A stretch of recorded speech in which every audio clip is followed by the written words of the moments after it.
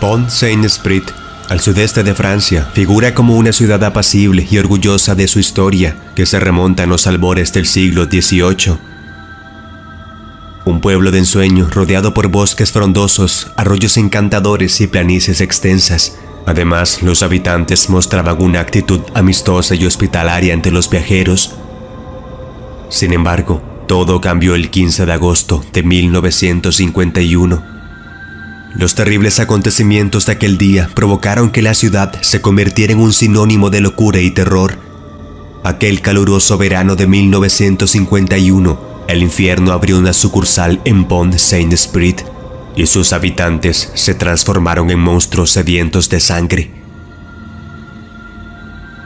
La versión oficial de la historia señala que un hongo parásito llamado cornezuelo, Clapiceps purpurea, que infesta al centeno almacenado de forma incorrecta, fue responsable de la tragedia.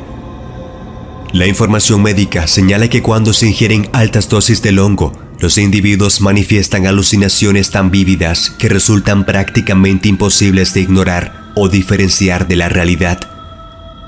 Cuando el cerebro se encuentra bajo los efectos del cornezuelo, procesa información visual, auditiva y táctil que no existe. La severidad del cuadro alucinatorio se ve empeorada por un compuesto presente en el hongo que estimula regiones cerebrales vinculadas a la creatividad e imaginación, generando un efecto similar al del LSD. Una persona que ha consumido altas dosis de cornezuelo es incapaz de controlar sus emociones, actúa de forma particularmente violenta y se sumerge en un profundo estado de alucinación y disociación con la realidad. Para muchas personas, un comportamiento demencial tan grave solo se explicaría a través de la posesión demoníaca. Aquel fatídico día en Pont-Saint-Esprit inició como cualquier otro. Las personas se despertaron temprano para empezar su rutina y las cosas continuaron en perfecta normalidad hasta la tarde. Sigilosamente, el hongo se había esparcido por todo el pueblo, enloqueciendo a gran parte de la población, dando lugar a una pesadilla indescriptible. Los habitantes no afectados por el cornezuelo se atrincheraron en sus viviendas, intentando proteger sus puertas y ventanas para salir bien librados de la ira de aquellos que, unas horas antes, fueron vecinos, amigos y familiares. El pueblo estaba sumergido en un torbellino de locura. En las calles, los pueblerinos atacaban unos a otros, escupiendo, arañando y mordiendo. Azotaban sus cabezas en las paredes hasta que perdían el conocimiento. Corrían completamente desnudos, gritando toda clase de obscenidades. Algunos llegaron a cortarse y beber su propia sangre, mientras otros tomaban a las mascotas y las destrozaban para consumir la carne cruda. Para los testigos de aquellos terribles actos, estos individuos se habían transformado en bestias salvajes. Múltiples casas fueron invadidas e incendiadas, mientras que la iglesia local fue vandalizada por un grupo que destrozó las imágenes, el altar y las bancas. La ira se había apoderado de cientos de habitantes. Según algunas estimaciones, 1 de cada 3 pobladores de Pont-Saint-Esprit participó en aquel episodio de locura colectiva. Por la madrugada, el pueblo ya se había convertido en un escenario posapocalíptico con plazas en ruinas, automóviles destruidos y numerosos heridos en todas partes. La claridad del amanecer fue opacada por una nube negra del humo generado en los incendios. Sin embargo, esto no superaba los ruidos combinados de carcajadas, gritos, lamentos y llantos de algarabía. Era la voz de la locura, de la sucursal del infierno en la tierra. A medida que la mañana avanzaba, el torbellino de locura perdía intensidad. Tras una frenética noche de muerte y destrucción, los cansados perpetradores se echaron a dormir en el primer lugar que encontraron. Por todo el pueblo se observaban personas con ropa desgarrada, algunos completamente desnudos y ensangrentados de pies a cabeza, durmiendo plácidamente. En medio de la confusión y el miedo, los sobrevivientes solicitaron ayuda. El conteo oficial señaló que 7 personas perdieron la vida, pero se sospechaba que fueron más. Las autoridades habían ocultado deliberadamente el número de muertos para no generar pánico en las poblaciones vecinas, además de que no tenían idea de a quién imputar los homicidios o si había algún tipo de responsabilidad. Los cadáveres de las víctimas fueron recuperados en condiciones indescriptibles de las calles y el interior de las viviendas invadidas. El pan maldito, como se conocería la tragedia, habría costado la vida a 30 personas. Pero además de las vidas perdidas, estaban las graves marcas psicológicas tanto en los testigos del pan maldito como en los perpetradores. Alrededor de 100 personas tuvieron que internarse en asilos de la región. Al final, la justicia francesa decidió que procesaría el incidente como una fatalidad.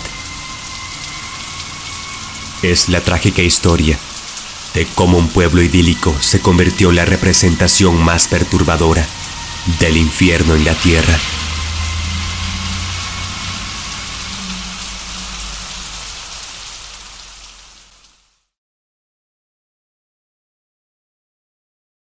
Fue un asunto muy extraño. Teteke Gotzi, de 61 años y padre de 6 hijos, se sometió a una cirugía abdominal el 5 de octubre de 2017 y fue colocado en una habitación en el hospital de Stellenbosch, en la ciudad de Sudáfrica, para recuperarse. Alrededor de las 5:15 am, una enfermera lo revisó, salió de la habitación para buscar sábanas limpias para la cama y cuando regresó, Gotzi no estaba en la habitación.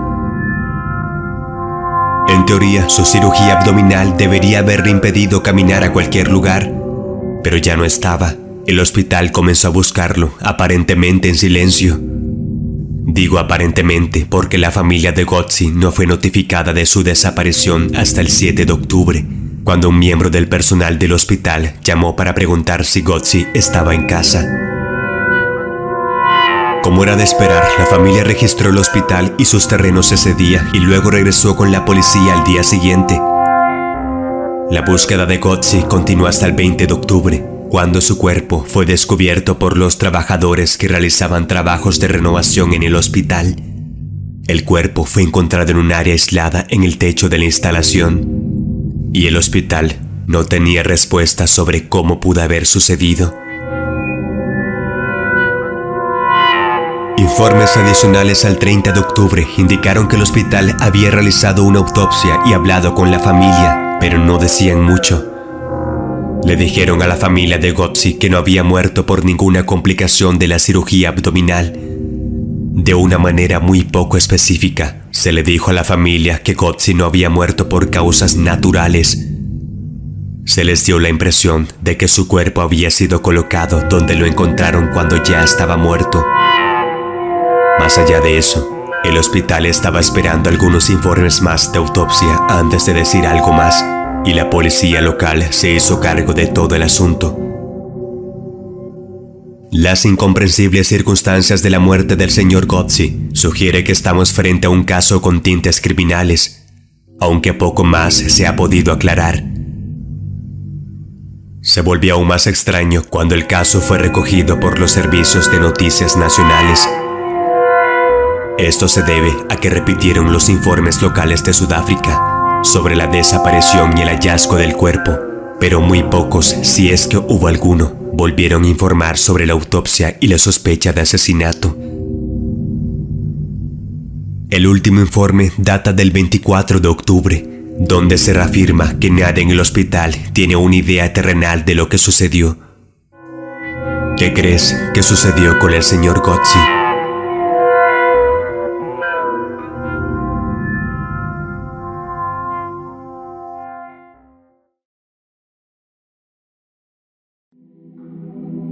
El 23 de febrero de 1885, John Babagon-Belly, de 19 años, fue llevado a la horca de la prisión de Exeter por el asesinato de su empleadora, Emma Ann Whitehead Casey. Su juicio fue rápido, pero la evidencia fue bastante circunstancial. Casey había sido encontrada muerta a puñaladas en la despensa de su casa, y la habitación de Lee estaba fuera de la despensa y el cuchillo supuestamente era uno de los suyos. Sin testigos presenciales, el juez condenó a muerte a Lee. Ese día de febrero, Lee fue conducido a la horca y le ataron los brazos y las piernas después de estar parado en la trampilla. Lee continuó manteniendo su inocencia.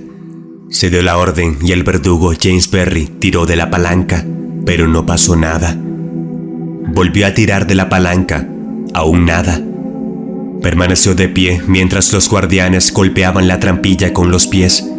Después de 6 minutos, Lee fue sacado por la trampilla. Se realizó una inspección visual de los cerrojos y se lijó un poco parte de la madera alrededor de los bordes de la trampilla. Se colocó un gran peso en la trampilla, se tiró de la palanca y todo funcionó bien. El capellán volvió a hablar con Joe Abercrombie Lee y luego se volvió a colocar en la trampilla. Se tiró de la palanca, pero la trampilla no se abrió. Una vez más movieron a Lee y un carpintero trabajó frenéticamente para asegurarse de que la trampilla funcionara correctamente. La trampilla funcionó con éxito una vez más. Lee fue subido de nuevo a la horca por tercera vez. El capellán dijo más tarde: la palanca fue tirada una y otra vez, pero cuando volví mis ojos hacia el andamio, vi al pobre convicto de pie sobre la caída como lo había visto 2 veces antes. Me negué a quedarme más tiempo. Claramente frustrados, sacaron a Lee de la horca. Libre de la cuerda, regresó a una celda de la cárcel. Poco después, el ministro del Interior, Sir William Harcourt, concedió a Lee un indulto. ¿Acaso la trampilla estaba defectuosa? Parecía funcionar perfectamente para otros presos. ¿O fue la providencia divina lo que impidió que se cumpliera la sentencia de muerte de Lee? Nunca lo sabremos. John Abercrombie Lee cumplió 22 años de prisión.